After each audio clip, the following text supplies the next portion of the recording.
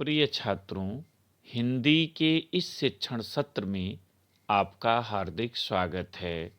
आज हम काव्य खंड के अंतर्गत अभिनव मनुष्य शीर्षक कविता के 7वें और अंतिम भाग का अध्ययन करेंगे।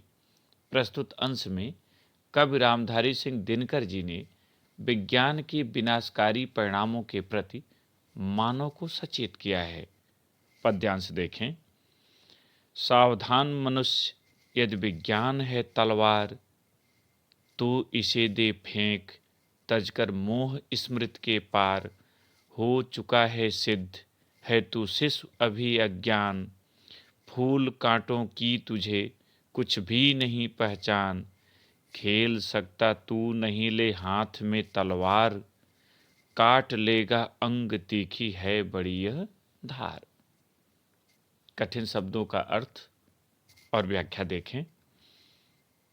तजकर, तजकर माने त्याग कर। मोह, मोह माने ममता, मायाजाल। स्मृत, स्मृत माने यादें।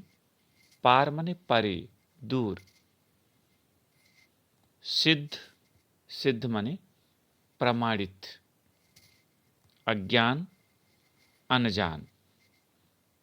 तीखी, तीव्र, तीक्ष्ण। व्याख्या देखें। सावधान मनुष्य, यदि विज्ञान है तलवार, तो इसे दे फेंक, तजकर मोह स्मृत की पार। कवि दिनकर जी विज्ञान के विनाशकारी परिणामों के प्रति मनुष्य को सावधान करते हुए कहते हैं कि हे मानव, विज्ञान रूपी तलवार की धार बहुत तीव्र है। तुम इस तेज धार वाली तलवार से खेल रहे हो। अतः इस विज्ञान रूपी तलवार का मोह त्याग कर इसे अपनी यादों की भी परे फेंक दो, अपनी स्मृति से भी दूर कर दो।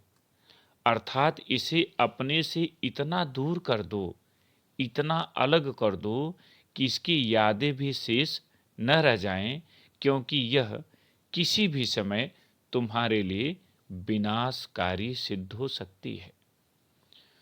हो चुका है सिद्ध, है तू शिशु अभी अज्ञान। फूल कांटों की तुझे कुछ भी नहीं पहचान।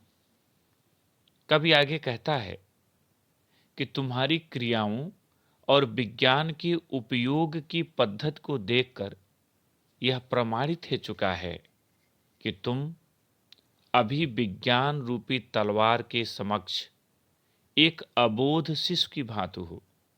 जैसे एक अबोध शिशु कोई भी कार्य कर सकता है, चाहे उसे हानि हो अथवा लाभ हो, उसी तरह से तुम भी इसके समक्ष अबोध शिशु की भांति प्रमाणित हो चुके हो। तुम्हें फूल और कांटों में अंतर करना अभी नहीं आ सका है। तुम अभी फूल और कांटों में अंतर करने में समर्थ नहीं हो सके हो। यही कारण है कि कांटों को भी फूल समझकर तुम उनकी ओर आकर्षित हो रहे हो।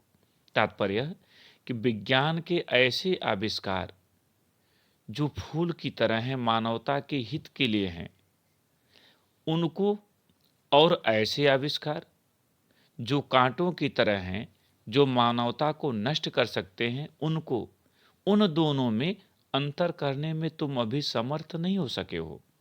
यही कारण है कि विनाशकारी जो आविष्कार हैं, जो अस्त्र शस्त्र हैं, तुम उनकी ओर आकर्षित हो रहे हो।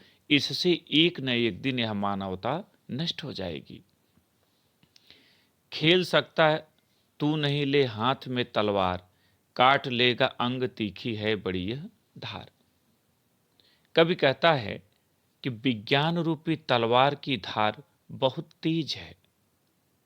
अज्ञानी होने के कारण तुम विज्ञान की इस तलवार को हाथ में लेकर खेलने में समर्थ नहीं हो, क्योंकि कई बार ऐसा हो चुका है कि अपनी गलतियों से मनुष्य ने खुद को ही नुकसान पहुंचाया है। इसीलिए कवि कहता है कि अज्ञानी हो, अबोध हो, शिशु की तरह हो, इसलिए इस विज्ञान रूपी तलवार को अपने हाथ में लेकर खेलने में समर्थ नहीं हो। तनिक सी असावधानी से स्वयं तुम्हारे ही अंग कट सकते हैं, तुम अपने को ही नुकसान पहुंचा सकते हो। इसलिए विज्ञान के आविष्कारों को इतना दूर कर दो कि तुम्हें उसकी यादें भी शेष न रह जाएं। यह जो काव्य पंक्तियां हैं, इस कविता में यही सर्वाधिक परीक्षा में पूछी जाती हैं, इसलिए इस पे कई प्रश्न बनते हैं। उन सभी प्रश्नों को देख लें, यदि यह आ जाए परीक्षा में तो आप उनके आधार पर उत्तर दे सकें। तो पहला प्रश्न, प्रस्तुत पद्यांश का शीर्षक तथा कवि का नाम लिखिए। उत्तर, प्रस्तुत पद्यांश का शीर्षक अभिनव मनुष्य तथा कवि का नाम रामधारी सिंह दिनकर है। दूसरा प्रश्न, रेखांकित अंश की व्याख्या कीजिए। और यहाँ रेखांकित अंश है, खेल सकता तू नहीं ले हाथ में तलवार, काट लेगा अंग तीखी है बड़ी यह धार।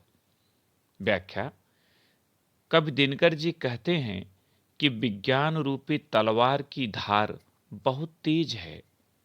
पूर्व के उदाहरणों से यह प्रमाणित हो चुका है कि मनुष्य अभी अज्ञानी है, क्योंकि उसने खुद को ही कई बार हानि पहुंचाया है।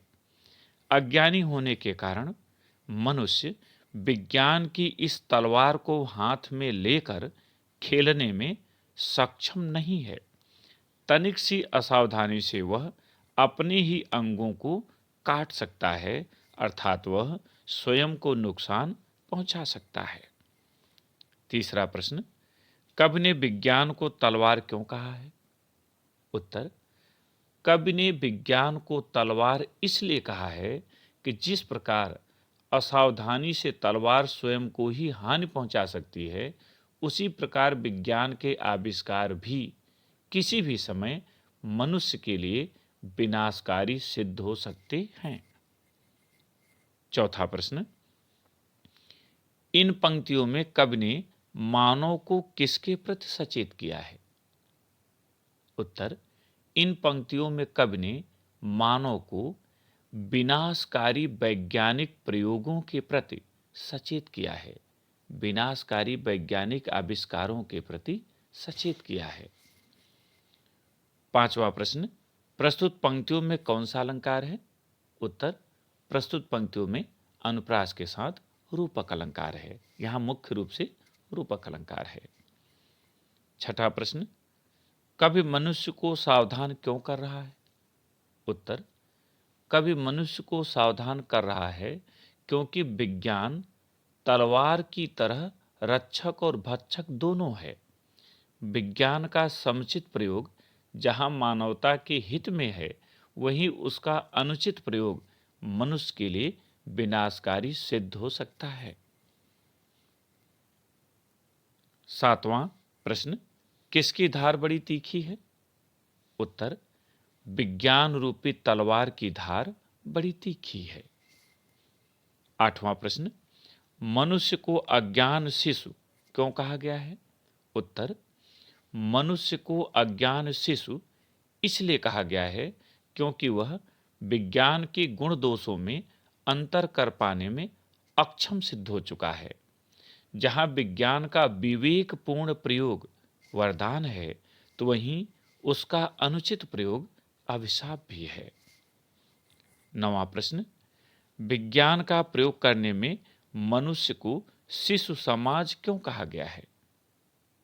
उत्तर, विज्ञान का प्रयोग करने में मनुष्य को शिशु समाज कहा गया है क्योंकि उसका क्रिया व्यापार एक शिशु की तरह है, उसमें परिपक्वता का अभाव दृष्टिगत होता है। 10वां और अंतिम प्रश्न, फूल और कांटों के संदर्भ में कवि ने आज के मानव से क्या कहा है? उत्तर, फूल और कांटों के संदर्भ में कवि ने आज के मानव से कहा है कि उसकी क्रियाओं एवं विज्ञान के उपयोग की पद्धति को देखकर यह स्पष्ट हो चुका है कि वह अभी अबोध शिशु की भांति है। वह फूल और कांटों में अंतर करना नहीं जानता और कांटों को ही फूल समझकर उसकी ओर आकर्षित हो रहा है। प्रिय छात्रों, इस तरह अभिनव मनुष्य कविता पूर्ण होती है। मुझे उम्मीद है कि आपने इसे समझ लिया होगा और महत्वपूर्ण स्थलों पर तैयारी करके आप बेहतर अंक भी प्राप्त कर सकेंगे। बहुत बहुत धन्यवाद।